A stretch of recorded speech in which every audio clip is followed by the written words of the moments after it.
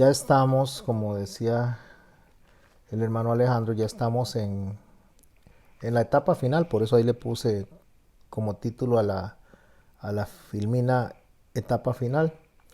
Estamos ya en el capítulo 21, el verso 6, y nos queda solamente el capítulo 22, que ya son básicamente conclusiones que hace el hermano Juan en el libro de Revelaciones. Así que ya a estas alturas ya hemos pasado por el milenio, pasamos por todo lo que fueron los juicios que se dieron y estamos en las conclusiones del libro de Revelaciones. Quedamos en el verso 6 de la parte 40, capítulo 21, verso 6 del libro de Apocalipsis, y dice así el texto: y me dijo, hecho está. Por eso les decía que estamos en la etapa final. Aquí el Señor le está diciendo a Juan que ya todo está concluido y va a entrar en una serie de palabras que tenemos que prestarles mucha atención, porque estas palabras nos dan los significados de la obra completa que el Señor ha hecho. Me refiero a hecho vista desde la profecía, ¿verdad? Porque está él viendo hacia atrás, y cuando ve hacia atrás dice hecho está. Esta palabra es ginomai en griego. Básicamente es una palabra que significa de manera literal ha llegado a ser. La palabra se compone de dos palabras, que es gen, que es lo que tiene que ver con el principio, cuando algo inicia, y la palabra en conjunto es generar. Cuando habla que es generar algo, o ginomai, tomarlo desde el principio para verlo en el final, esto es importante verlo. Ahorita lo voy a explicar desde las palabras de nuestro Señor, pero es tomar algo al principio y ponerlo hacia el final. Eso lo que está dándonos a nosotros es que lo que estamos viendo es el resultado de algo que fue planeado desde el comienzo. Es la palabra ginomai. Cuando dice hecho está, no solamente es una conclusión, sino que se está fijando en la primera vez que él planeó, él pensó, él diseñó lo que se está haciendo, lo que se está viendo. Por eso es que él, cuando él dice hecho está, continúa yo soy, dice el alfa y la omega, el principio y el fin. Ya estamos, como les dije, en las conclusiones, pero hay ciertos versos que cobran mucha relevancia y debe de prestárseles mucha atención. En este caso, cuando él dice yo soy, esta palabra es seré el que seré. No es una palabra, o no son dos palabras que solamente dan identidad a Dios, sino que está hablando que Él era, Él es y Él será. Eso es lo que significa el yo soy en el Señor. Es siempre un presente continuo, lo cual significa que Dios ha sido, es y será. Esto lo único que refleja es eternidad. O sea, la persona del Señor es su atributo de eterno. Cuando Él dice yo soy, Él se está refiriendo a sí mismo como el eterno. Pero no olvidemos que está hablando nuestro Señor Jesucristo. Entonces se está refiriendo a sí mismo como Dios, como el eterno. Pero inmediatamente dice algo dentro de ese concepto de eternidad que nos debe a nosotros poner a observar, o debemos de prestar atención. Él dice yo soy el alfa y la omega. Alfa es la primera letra del abecedario griego y omega es la última letra del abecedario griego. Es como si él dijera yo soy en español, diciéndolo yo soy la A y soy la Z. Y de continuo dice el principio y el fin. Si yo me devuelvo a lo que acabamos de decir, que cuando él dice hecho está, ginomai, y después observamos la descripción que él dice alfa y omega, principio y fin, él está hablando de un comienzo y un final dentro de la eternidad. A ver si me voy explicando. Y para eso voy a utilizar esta filmina. Cuando él dice yo soy el alfa y omega, él no está hablando ahí de eternidad, porque la eternidad no tiene principio ni tiene fin. Elohim es eterno. O sea, cuando se habla de Dios desde la persona del Padre se habla de eterno. Cuando se habla de Dios desde la persona del Verbo o el Logos, se habla de eterno. Cuando se habla de Dios desde la persona del Espíritu Santo, se habla de eterno. Eso es Elohim. Cuando usted escucha a alguien decir, es que esto sucedió en la eternidad pasada, esa es una mala forma de administrar el concepto, de explicar el concepto de eternidad. No existe eternidad pasada, ni existe eternidad futura, porque eternidad en sí significa sin tiempo. O sea, no tiene pasado, no tiene presente, ni tiene futuro. Es algo que nosotros no podemos explicar desde nuestra pequeña mente. Entonces, cuando el Señor quiere explicar lo que Él hizo dentro de esa eternidad que no se puede dimensionar, no se puede explicar, no tiene forma de ser razonada, Él pone el concepto de alfa y omega, principio y fin. O sea, dentro de eso inexplicable, dentro de eso que la mente no puede concebir, Él da un espacio que sí se puede entender. Algo que comienza y algo que termina. Y en eso que Él comienza y termina, lo que Él está hablando es de un absoluto. ¿Qué significa un absoluto? Significa que Él, detrás, de fuera de Él, no hay nada y todo está dentro de Él.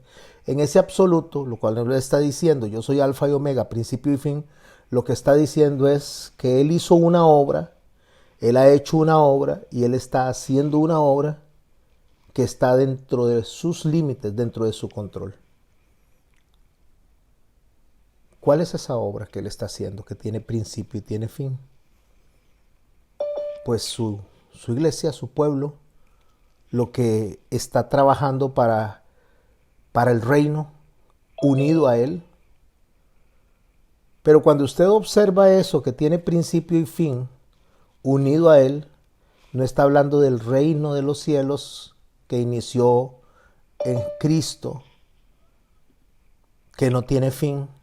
No está hablando del reino de los cielos que está explicado a David cuando se le ofreció a David ese reino que no va a tener fin tampoco, que va a ser perpetuo. Y cuando dice no va a tener fin y va a ser perpetuo, se refiere a la persona de Cristo, o sea, en Jesús, el reino de David es eterno. Así que volviéndonos al alfa y omega, principio y fin, entonces algo que comienza y algo que termina. Eso que comienza y eso que termina es la obra del hombre, o sea, la capacidad del hombre, lo que el hombre puede hacer en Cristo, en Jesús. A ver, si lo voy tratando de explicar de una manera más sencilla, porque este concepto que estamos viendo aquí es el todo de poder entender lo que es Cristo, lo que es Dios como Elohim y lo que es la iglesia como tal. Cuando hablamos de la obra del hombre, que principia y termina, está hablando del hombre en la administración de las cosas que se le dieron. Inicia con la creación y termina después del milenio con que Cristo toma y Él controla todo junto con el hombre. Jesús, cuando hablamos de Jesús como hombre, es la obra en la tierra que inicia. Cuando el Señor empieza a caminar en esta tierra, Dios hecho hombre, el Logos que estamos viendo arriba en la eternidad, hecho hombre. El Padre, representado en el Hijo, y el Espíritu Santo, representado en el Hijo también. Eso en la tierra tiene un principio, se llama Jesús. Es cuando Él nace, Él no tenía cuerpo antes de eso. Él tiene un cuerpo en el momento que Él viene y se une el cigoto, la semilla, en el vientre de María y nace Jesús. Entonces ahí empieza, ahí hay un principio de una obra de Dios hombre, de Emmanuel, Dios entre nosotros, ahí hay un principio. Y cuando esa obra inicia, en ese principio nunca se va a acabar, nunca se termina. Porque si bien es cierto que tiene un comienzo de un Dios eterno, pero humanamente, corpóreo, inicia ahí. Entonces, en ese comienzo no tiene final. Y al no tener final, eso se llama sempiterno. Tiene principio y no tiene final. Sempiterna es el alma suya, el alma mía. Tiene principio y no tiene final. No somos eternos, somos sempiternos.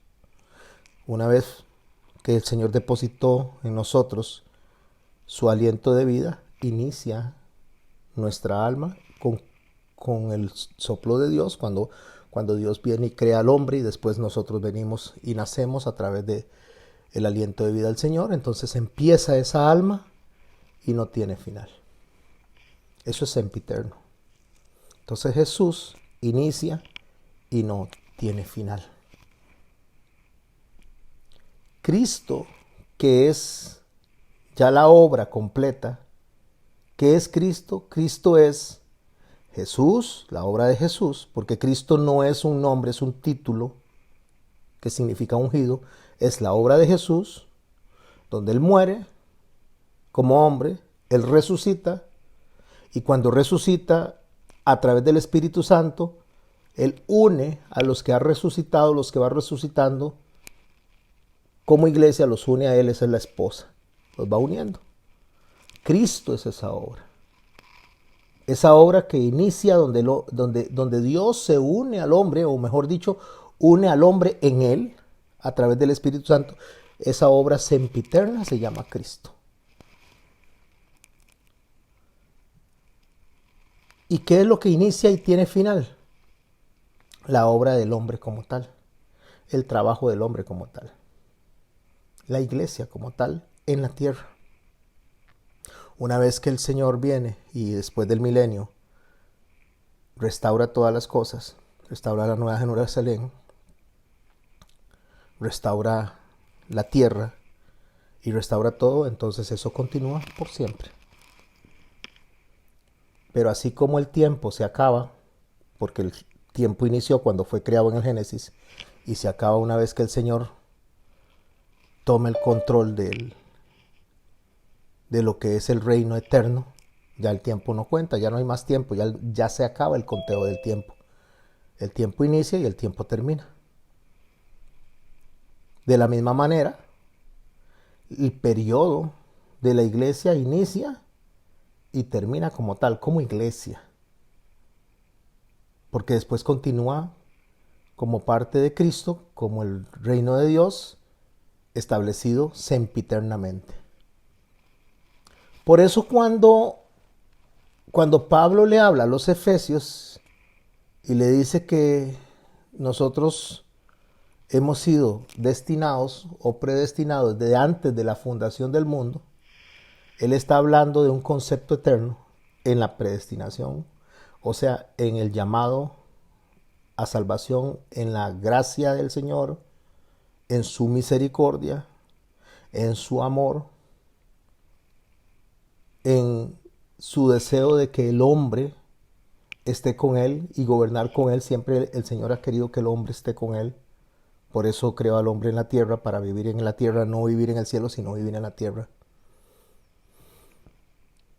Dentro de ese concepto, Pablo dice que fuimos predestinados desde antes de la fundación del mundo. Ahí Pablo no está diciendo fuimos predestinados eternamente, sino que antes de que fuéramos fundados, antes que el mundo fuera fundado, antes que fuéramos creados, donde inicia el principio, inicia lo sempiterno, antes de que eso sucediera, ya el Señor tenía en la mente, tenía en su concepto eterno, a usted y a mí, nos tenía presentes. De ahí que él dice antes de la fundación del mundo. Si usted quiere hablar algo antes de que el mundo fuese, tiene que decir antes de la fundación del mundo. No tiene que decir la eternidad pasada. Es un concepto erróneo.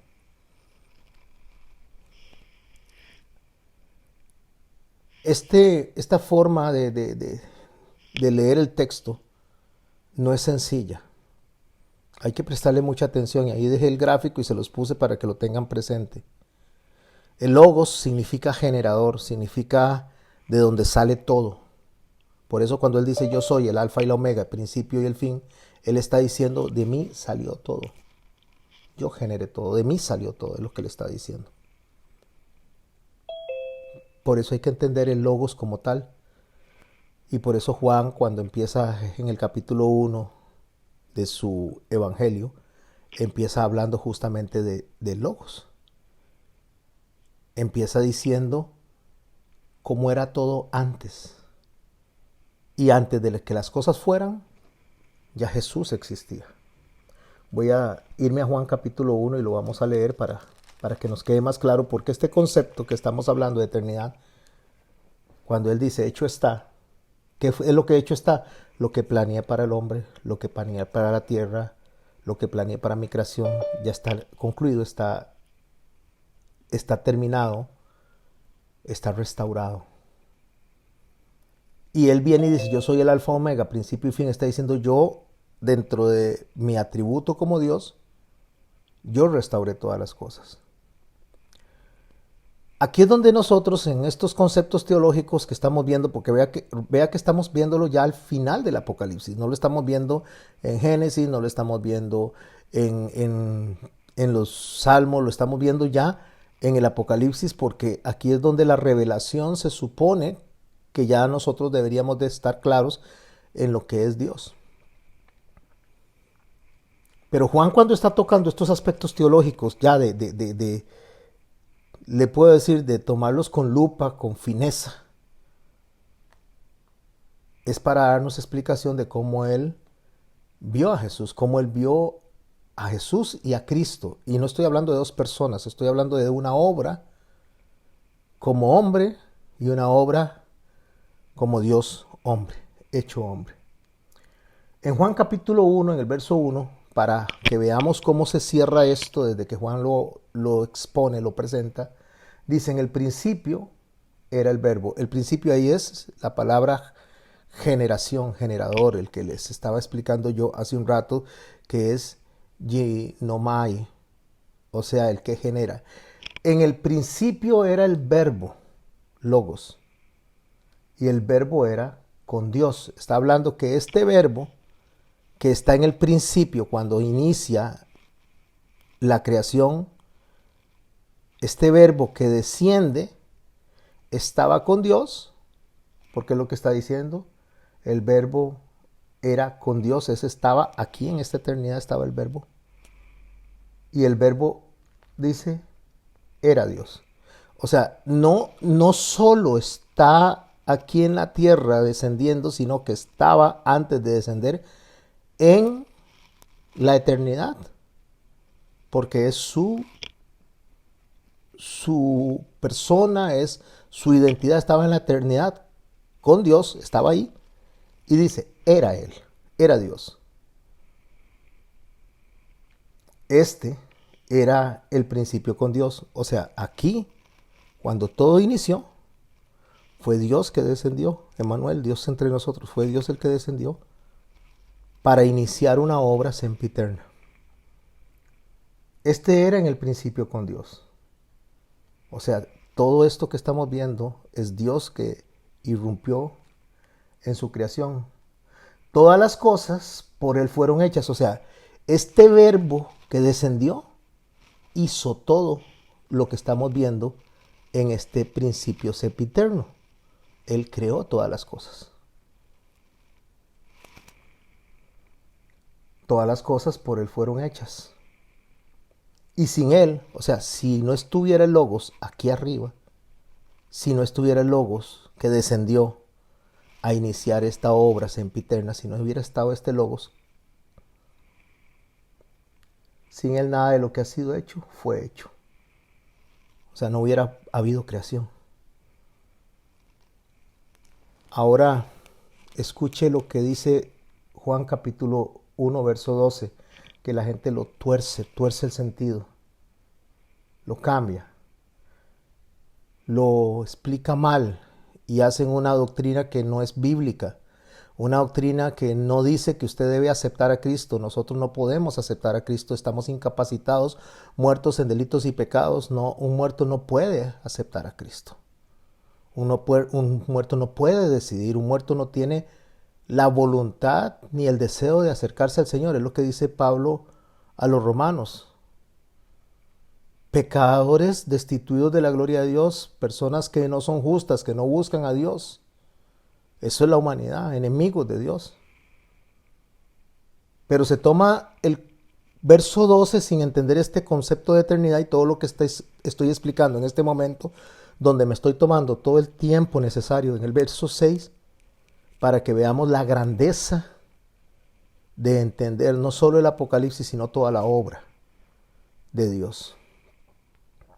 En el verso 12 del capítulo 1 de Juan dice Juan, mas a todos los que le recibieron, a los que creen en su nombre, les dio potestad de ser hechos hijos de Dios. Entonces, de manera errada, de manera antibíblica, de la manera que no Dios no lo enseña, porque el Señor dijo muy claro que no podíamos acercarnos a Él si el Padre no le arrastra, o sea, no nos arrastra. No hay una forma en la cual nosotros podamos reconocer a Dios si no es a través del Espíritu Santo. Es lo que le dijo él a Nicodemo, que había que nacer de nuevo. Y le dijo que era como el viento, que no se sabía ni dónde venía ni a dónde iba, refiriéndose a la obra del nuevo nacimiento. Es imposible que el hombre nazca de nuevo, a menos que sea por el Espíritu Santo. Pero una vez que nace de nuevo, entonces el hombre debe de ser discipulado, enseñado para que sepa la razón por la cual Dios le hizo nacer de nuevo, y para eso están los hermanos y las hermanas en la iglesia, enseñándole a los que se van dando cuenta que Dios los ha hecho nacer de nuevo. Entonces recibir, cuando dice recibir, más a todos los que recibieron, a los que creen en su nombre, les dio potestad de ser hechos hijos de Dios, no es recibir en el decir, Señor, entra a mi corazón, porque cuando yo digo que entre a mi corazón y levanto la mano, según yo, para aceptarlo es porque el Espíritu Santo ya obró en mi corazón, sino caso contrario no lo podría hacer. Así fue como le dijo él a Lázaro, Lázaro, ven fuera. Y Lázaro no pudo jamás tener ni una pizca de fe para resucitar, no tenía fe, estaba muerto. Y como estaba muerto, es imposible que un muerto tenga fe. Entonces él le dijo, Lázaro, ven fuera. Él hace la obra, lo saca. Lázaro resucita.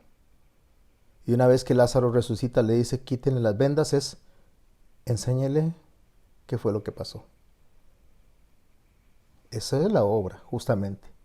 Lo que nosotros tenemos que recibir no es a Jesús. Él nos recibe a nosotros cuando nos resucita. Lo que tenemos que recibir es lo que dice el verso 1 de este mismo capítulo. En el principio era el verbo era con Dios y el verbo era Dios. Esto era en el principio con Dios. O sea, una vez que somos resucitados por Cristo, somos justificados, tenemos que recibir esto que acabo de poner en el diagrama. Que Dios eterno, que Dios siendo Dios, habiendo creado todas las cosas para Él y por Él, decidió como el Logos descender a la tierra para iniciar una obra sempiterna donde une a los hombres y a las mujeres que Él va redimiendo, va salvando y justificando para que vivan con Él por un tiempo que comienza y jamás termina. Pero que para que esto se diera, Él tenía que hacer una obra temporal dentro de la eternidad, donde el alfa y omega tenía que venir por fuerza a morir por su creación, a morir por los que Él quería redimir, porque era imposible que de otra forma se diera. Por eso el verso 13 de Juan, verso 13 de Juan, capítulo 1 dice, los cuales no son engendrados de sangre, ni de voluntad de carne, ni de voluntad de varón, sino de Dios. Ahí está claro que el hombre es incapaz, imposibilitado de decidir seguir a Dios. Y dice el verso 14, y aquel verbo fue hecho carne y habitó entre nosotros, y vimos su gloria, gloria como el unigénito del Padre, lleno de gracia y de verdad. Juan dio testimonio de él. ¿Cuándo vio Juan lleno de gloria y de verdad? Cuando vio a Jesús transfigurado cuando estaba hablando con Elías, que representa la ley, él representa la profecía, y Moisés, que representa la ley, delante de los otros dos apóstoles, como eran Pedro y Jacob. Ahí están los tres. Él se transfigura delante de ellos y ahí ellos ven la gloria. ¿Por qué vieron la gloria de Dios ellos tres? Porque ellos iban a pasar por un proceso donde era necesario tener toda la herramienta necesaria de fe para que pudieran enfrentar lo que había de venir. Esto que acabo de explicar, que espero haber sido lo más claro posible, esto es el principio de toda la teología que nosotros tenemos. Por eso decir que aceptamos a Cristo, o por eso decir que nosotros podemos por solo orar hacer algo y cambiar algo. Eso no es lo que el Señor nos está enseñando. Cuando el Señor dice que si tuviéramos fe como un granito de mostaza, y eso lo vamos a empezar a estudiar, todo lo que tiene que ver con la fe una vez terminado el estudio de Apocalipsis. Si tuviéramos fe como un granito de mostaza, no está hablando del tamaño del granito de mostaza, está hablando de en quién se pone la fe. Eso es recibir, eso es más. A todos los que le recibieron le dio potestad de ser hechos hijos de Dios, o sea, les dio la posibilidad de entender lo que estamos entendiendo para que podamos cumplir con el rol al cual fuimos designados. Por eso él dijo, hecho está. Soy el alfa, la omega, el principio y el fin.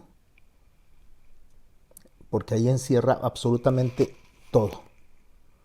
Pero vamos a imaginar que alguien de los que me está escuchando hoy, tanto aquí en la clase como en la internet o en las plataformas, no entiende. Y no lo entiende tal vez no porque el mensaje no sea claro, sino porque no ha sido bien discipulado, porque no ha sido bien enseñado, porque se le ha puesto pensamiento de hombre, porque se le ha apartado de la riqueza de las fiestas, porque se le ha apartado de la riqueza del significado que hay en Levítico de todo lo que es el tabernáculo, que habla de la obra de Cristo en todas las dimensiones. Porque no se le ha dado una enseñanza cristocéntrica, sino antropocéntrica, o sea, centrada en el hombre. Entonces, debido a eso, que ha sido mal alimentado, se le ha dado comida chatarra, hablando de la enseñanza, entonces no lo entiende. Y no lo entiende no porque no lo quiera entender, sino porque su herramienta, su alimento, no ha sido el suficiente, no ha sido el que debería de tener. Bueno, entonces se encuentra en este momento, se encuentra escuchando al pastor Garmendia o se encuentra escuchando a otro pastor que predica desde la esencia de lo que es Cristo, de la esencia de lo que es Elohim, de la esencia de lo que es el yo soy, de la esencia de lo que es el logos, de lo que significa ser y estar dentro de un plan sempiterno, dentro de una eternidad. Y no lo entiende. Entonces el Señor en el verso 6, en la segunda parte, dice, para que se sientan tranquilos, para que se sientan seguros, para que no se sientan apartados de todo lo que Él está presentándonos a nosotros, porque estamos en el final de la Biblia.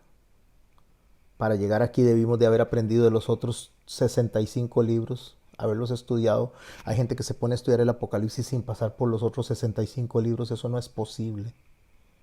No es posible explicar el Apocalipsis si no tiene el contexto de todos esos 65 libros. Aparte del Espíritu Santo, por supuesto. Si no se tiene eso, entonces, ¿qué es lo que pasa? Que se dan interpretaciones ingenuas. Una interpretación ingenua es una interpretación que se da de la Biblia por mis propias opiniones, por mi entorno, por lo que fui enseñado y no por el contexto bíblico.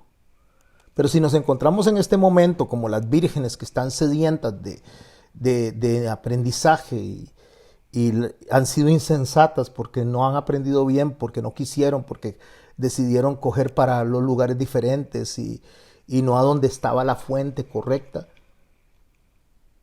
a esas a las que se les cierra la puerta, a esas a las que las vírgenes prudentes le dice vayan y busquen aceite donde los mercaderes para que no sea que nos quedemos nosotras sin el nuestro igual que ustedes. Cuando se encuentra en ese shock mental en el cual usted dice, uy, pero pastor, ¿cómo es posible que no estoy entendiendo? No me está quedando claro esto. El Señor dice al que tuviere sed, yo le daré gratuitamente de la fuente del agua de la vida. La fuente es el generador, o sea, es Él mismo. El agua es el juicio. Está hablando de que debido a que el juicio se ha dado, está concluido, porque así fue como Él inició esto, hecho está, debido a que eso está pasando y que ya pasó, entonces el generador, la fuente, que ha hecho el juicio para meternos a nosotros en un reino sempiterno, dice que vengan porque yo les voy a dar gratuitamente del agua de la vida. La vida es el conocimiento. Esto que él está diciendo aquí, al que tuviere sed, yo le daré gratuitamente de la fuente del agua de la vida, o sea, le daré de mí mismo para que pueda entender a través del conocimiento, se llama gracia. La gracia no inicia, como dice la gente, en la cruz. Hay gente que dice que estamos en el periodo de la gracia. No, estamos en el periodo de la iglesia. La gracia ha estado presente desde antes de la fundación del mundo, porque la gracia es algo que Él da sin que nosotros lo merezcamos. Cuando Adán y Eva pecaron y le fueron puestos a ellos, a Adán y Eva, le fueron puestos pieles para cubrirlos, ahí está la gracia explícita. Cuando el Señor planea y piensa, hagamos al hombre conforme a nuestra imagen y según nuestra semejanza, ahí está la gracia implícita, porque nosotros no merecemos eso. Entonces, estamos en el periodo de la iglesia, no de la gracia. El periodo de la iglesia es el que se va a cerrar, alfa y omega, principio y fin. Eso es lo que él está explicando. Y en ese periodo, en el verso 7 dice, al que venciere, en ese periodo en el cual estamos hablando, donde se han desarrollado los juicios, donde hay llamados al arrepentimiento, donde después de los juicios se vino la tribulación, después de la tribulación se vino el tiempo del milenio. En todo ese tiempo que le corresponde al hombre, el Señor dice, el que venciere heredará todas las cosas. Y yo seré su Dios y él será mi hijo, al que venciere. Pero ¿cómo podemos vencer nosotros si nosotros no tenemos la capacidad, si nosotros no tenemos ninguna posibilidad de parte nuestra? Porque el Señor nos dio una sola herramienta, creer. Eso es lo que nos dio, creer. Pero ¿qué clase de creer? Porque el creer es tener fe. Pero no es solo creer y saber que Dios existe, porque los demonios creen y tiemblan y no son salvos. No es hacer buenas cosas, porque el Señor al final llama la atención a gente que hizo buenas cosas y les dice, en aquel día me llamarán Señor, Señor, y yo les diré, apartados de mí, hacedores del mal.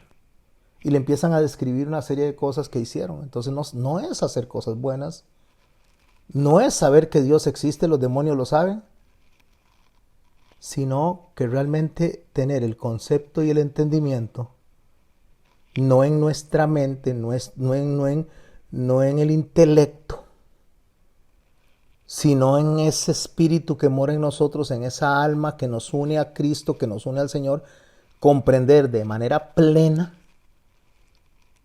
que todo, absolutamente todo, gira alrededor de Cristo. Pero en el momento en que yo me desvío, en el momento en que yo, en lugar de seguir el consejo de Dios, empiezo a tratar de interpretar a mi manera y presentarle a los demás a mi manera para quedarles bien en las diferentes áreas, en ese momento, mis hermanos y mis hermanas, yo me vuelvo un cobarde e incrédulo. ¿Por qué cobarde e incrédulo? Porque por quedar bien con los humanos olvido el consejo de Dios. porque entonces empiezan a verme diferente. Entonces dice, está loco este. ¿Cómo se le ocurre decir esas cosas? ¿De dónde saca eso?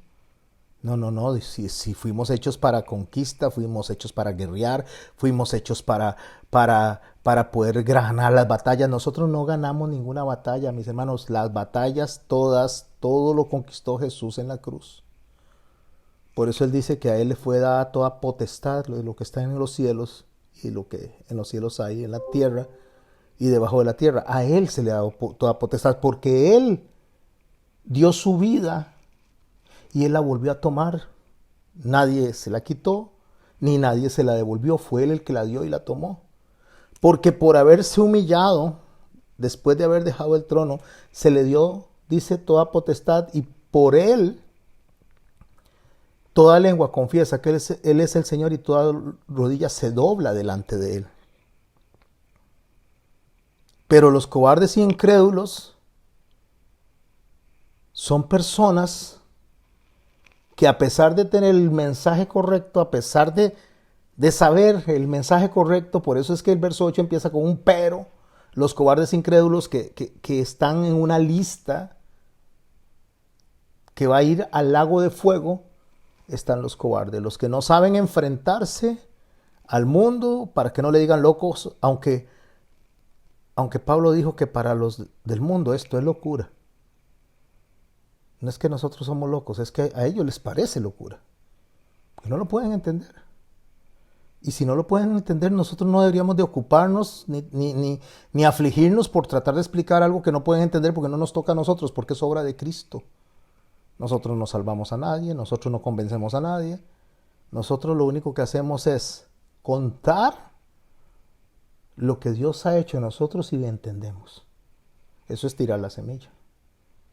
Y quien agarra esa semilla y la hace germinar, la riega y hace que dé fruto es el Espíritu Santo.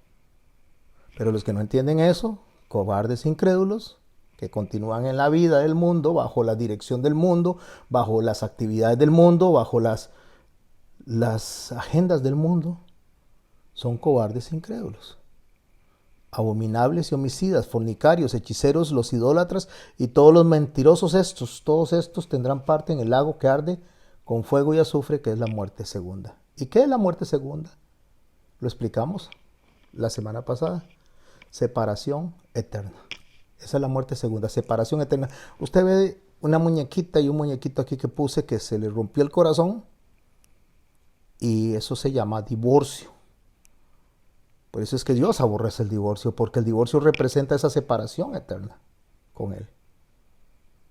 Y Él lo que vino es a unirse, a buscar y a salvar lo que se había perdido. Él vino a redimir, a perdonar. Y por eso Él dice a través de sí mismo, cuando le dice a los fariseos que por qué Moisés dio carta de divorcio, dice por la dureza de su corazón. Por la dureza de su corazón, pero no era así al principio. Dios no quería una separación de el hombre y la mujer, como no quiere una separación de la iglesia con Él, de su pueblo con Él, pero esa separación eterna se conoce como la segunda muerte. Pero entonces Él viene y explica cómo Él reparó todo eso, cómo Él hizo para que todo eso volviera al orden correcto.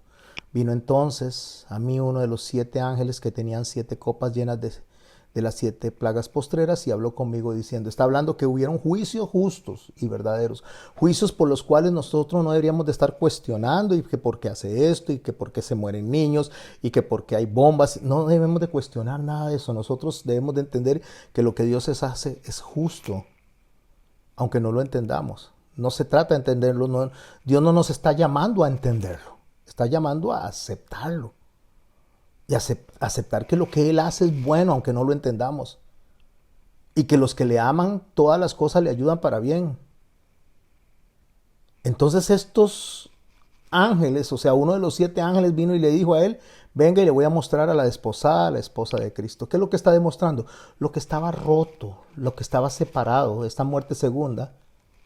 Entonces, a través de la revelación, que es lo que estamos leyendo. ¿Qué es revelación? Revelación es echar un velo. Usted ve al hombre donde está agarrando el velo de la novia y lo está echando para atrás. Revelación es echar el velo hacia atrás para poder ver.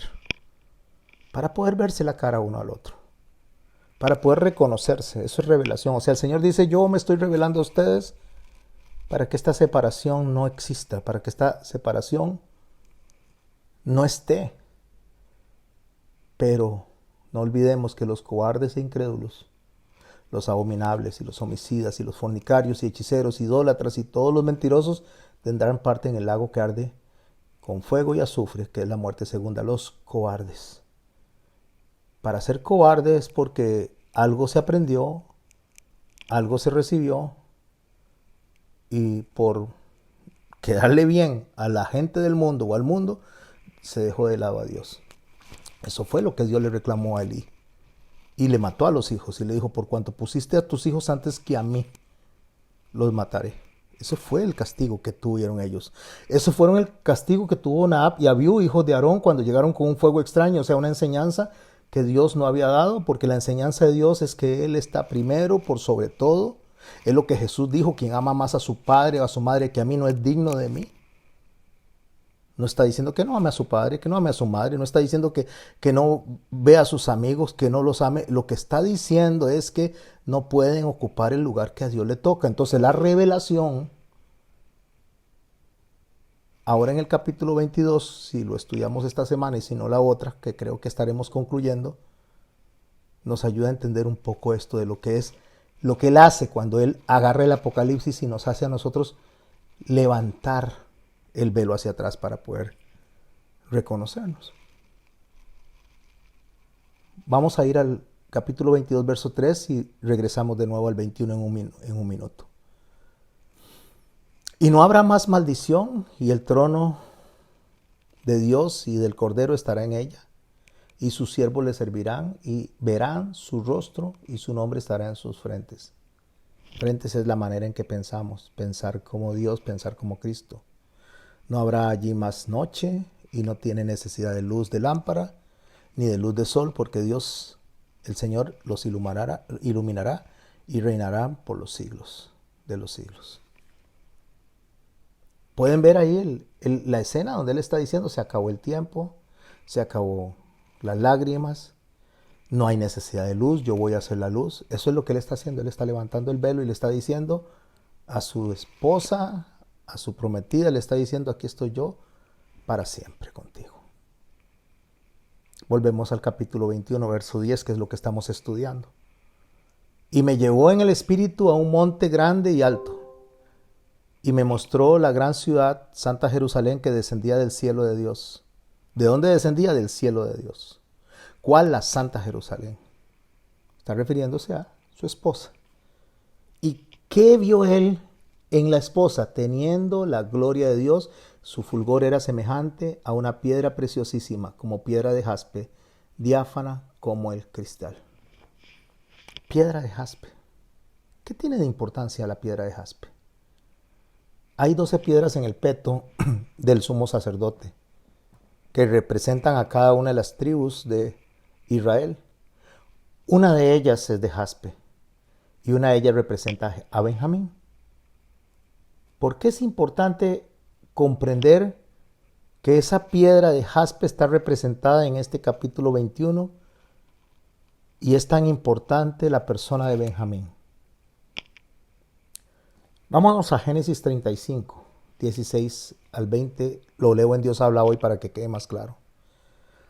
Después se fueron de Betel, pero todavía estaba un poco lejos de Éfrata, cuando Raquel dio a luz y tuvo un parto muy difícil. En el momento más difícil, o sea, no solo tuvo un parto difícil, sino en el momento más difícil. Estaban siendo perseguidos. Ella tiene a Benjamín en ese momento. Entonces su parto fue difícil en un momento bien difícil. La partera le dijo, no tengas miedo, que has dado a luz otro varón. Pero ella estaba a punto de morir, y en sus últimos suspiros le llamó Benoni, que significa hijo del dolor. Préstele atención a eso. Estamos hablando que él está describiendo en el capítulo 21 la piedra de jaspe, que es Benjamín. Recuerde que se pasó por los juicios, se pasó por la tribulación, se estuvo un tiempo en el milenio y después del milenio hay una guerra en la cual Dios manda a Satanás al infierno con todos sus secuaces y con todo lo que esto implica. Ese es el dolor antes de la luz, ese es el dolor antes de que nazca en el parto el niño. Entonces, las siervas le dicen a ella que ha nacido un varón, pero ella, la esposa, la mujer amada de Jacob, dice, póngale Benoni, hijo de mi dolor. Es lo que hoy en día la gente está viendo tragedia, está viendo dolor, y lo interpretan como tragedia y como dolor. Y el Señor dice que no debemos de interpretarlo así, que debemos de erguir la cabeza, debemos de ver todo lo que está pasando con gozo, porque la redención está cerca. Erguíos vuestra cabeza, porque vuestra redención está cerca. Eso es lo que ella estaba pasando. En el momento más difícil, tuvo un parto muy difícil. Y en ese momento difícil, con el parto difícil, ella le dice, este es el hijo de mi dolor. Pero dice que el padre, Jacob, le llamó Benjamín, hijo de mi diestra. ¿Qué significa hijo de mi diestra? Significa hijo que me va a ayudar a mí, que me va a asistir a mí, que vamos juntos a sacar adelante la tarea. Diestra es ejecución de algo, ejecución de juicio, ejecución de algo. Benjamín. Porque Benjamín representa a la novia, representa ese periodo que estamos hablando de la iglesia, ese periodo que está describiendo el Apocalipsis a partir de la iglesia de Éfeso. Y una vez que su padre, o sea, que Jacob le pone Benjamín, hijo de mi diestra, dice el verso 19, así fue como Raquel murió y la enterraron en el camino a Éfrata, que ahora es Belén. Belén es la casa de pan. Ahí la enterraron. ¿Qué es lo que está haciendo? ¿Qué es lo que está haciendo Juan a la hora de escribir todo esto por instrucción del Espíritu Santo? ¿Qué es lo que está haciendo? Está describiendo a la esposa, está describiendo a la desposada, está diciendo en Benjamín, en la persona de Benjamín, está describiendo que aunque estuvieron una persecución por el desierto, primero por su tío, después fueron perseguidos por el desierto, bueno, también, no solo por su tío, sino que también fueron perseguidos por el faraón, fueron perseguidos por los diferentes enemigos. O sea, a pesar de todo ese acecho que ha habido durante toda la historia de Israel y después el acecho que ha habido durante toda la historia de la iglesia, lo que nosotros estamos viendo es básicamente el esplendor de la gloria de Dios. Pero si tuviéramos que describir a la Nueva Jerusalén desde su esplendor es inadecuado, porque no tenemos palabras para hacerlo. O sea, no hay forma de que nosotros podamos explicar lo que estamos viendo. Por eso es que hay gente que cuando habla de las calles de oro se imagina oro como aquí en la tierra. Cuando son personas que están en la gloria de Dios, cuando son personas que están en santificación. Entonces, mis hermanos y mis hermanas, tratar de describir esa gloria hermosísima de los últimos tiempos no es posible por nuestra mente humana. Pero Juan trata de describirlo de alguna manera que podamos por lo menos estar cerca de lo que estamos estudiando. Y dice que esa Nueva Jerusalén, esa esposa que desciende, tenía un muro grande y alto con 12 puertas y en las puertas 12 ángeles y sus nombres inscritos. ¿Quiénes son esos 12 ángeles que tienen nombres inscritos? Dice que son las 12 tribus de los hijos de Israel. Nos tira al Antiguo Testamento. Nos tira a todo lo que tenemos que estudiar allá, desde el judaísmo de Jesús, para poder aprender de la gloria de Dios.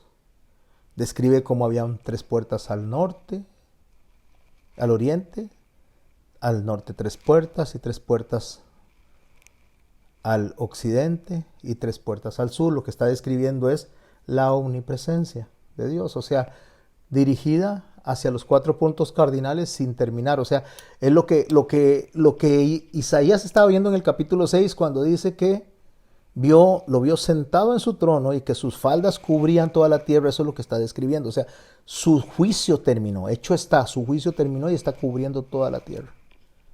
¿Qué está viendo Juan ahí?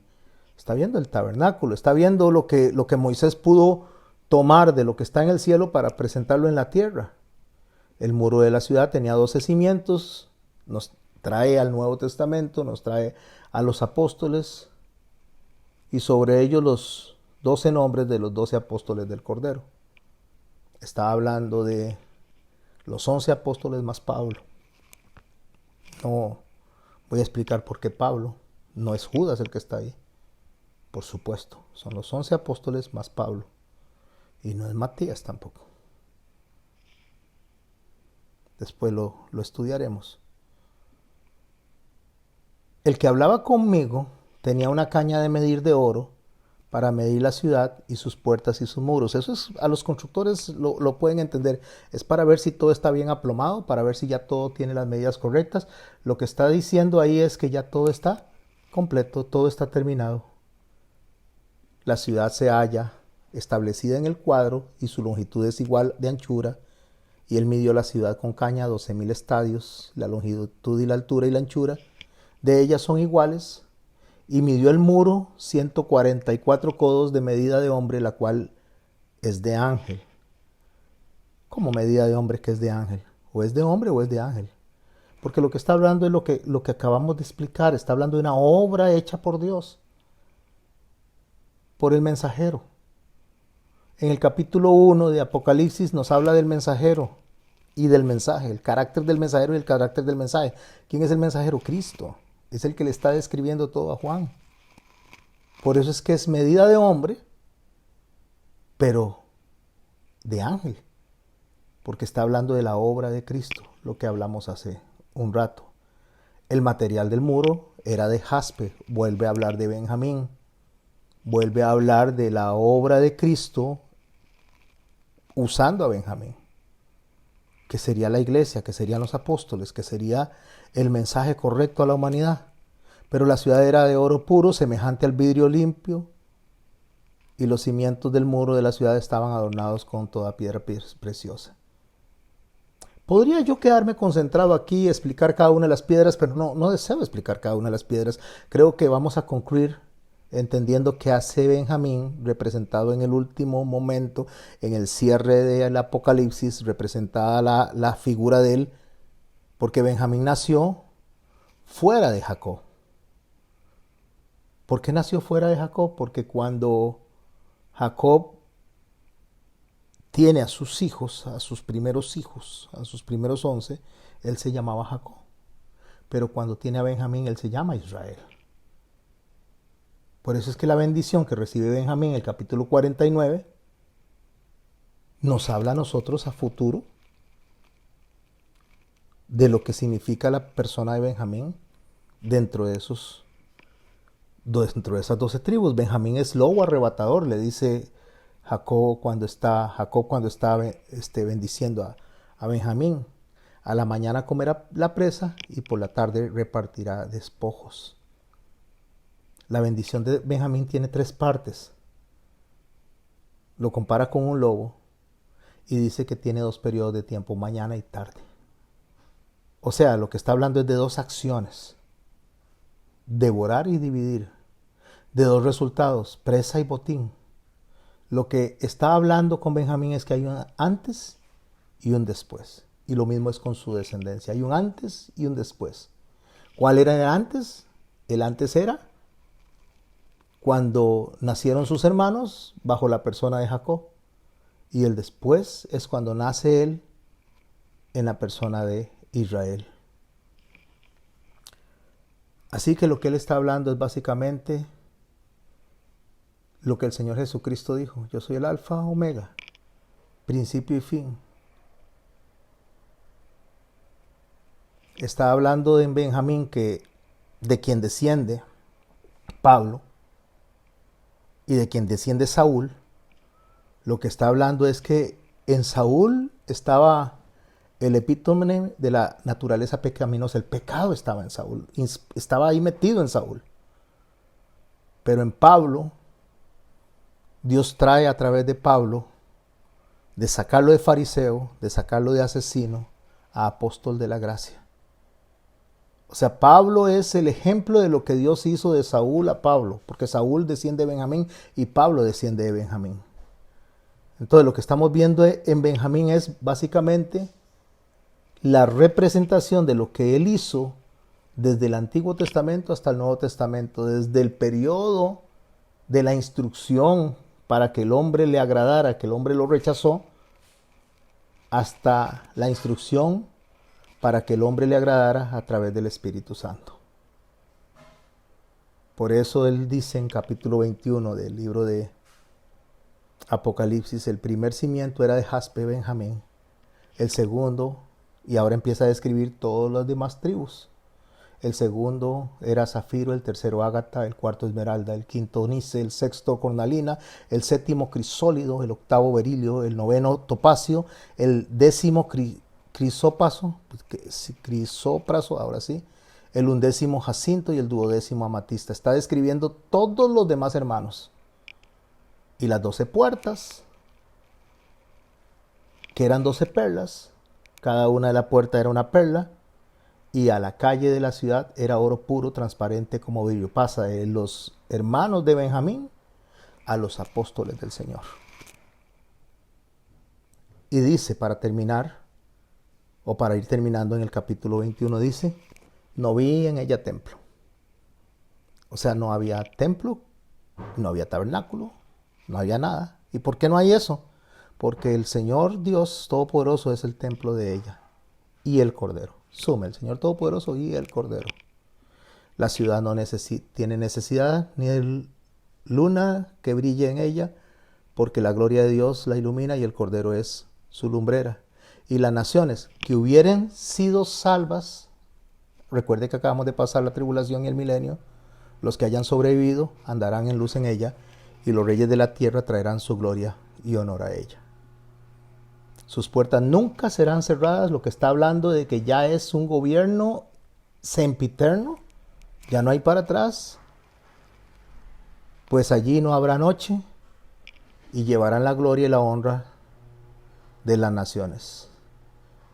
No entrará en ella ninguna cosa inmunda o que hace abominación y mentira, sino solamente los que están inscritos en el libro de la vida. Así terminamos el capítulo 21 y quedamos de frente para el capítulo 22 la otra semana. Quiero aprovechar esta hora para que podamos conversar alrededor del tema. Voy a dejar de compartir y voy a dejar de grabar.